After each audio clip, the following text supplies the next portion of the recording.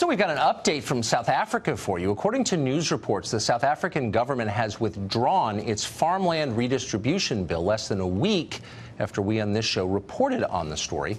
The South African government hated our segment and said so. They also hated President Trump's response to it. He tweeted out a response. They'd counted on not being criticized, particularly from America. The story, though, is far from over. Politicians in South Africa are still planning to seize land without compensation on racial grounds. In fact, it seems to be underway. South African media report that one of the first farmers on the list is a man called Johan Steenkamp. He owns a game preserve. Now, apologists for the South African government, and there are many in our media, say that the point of seizing land is to redress historical injustices, and there have been a lot of those in South Africa. But that doesn't apply here at all, and in a lot of these cases, but specifically this one, it does not apply. Steenkamp didn't steal his farm from anyone. In fact, he says he bought it legally 21 years ago. That's significant because 21 years ago, apartheid was over.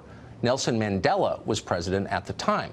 But the government is taking it away from him anyway because he's the wrong color. Western liberals support this. Barack Obama supports it. So does British Prime Minister Theresa May. So does pretty much our entire ruling class and our news media. They are all in favor of collective punishment based on race. And that is the real story here, much bigger than what's happening in South Africa. The West's response to it. It's terrifying.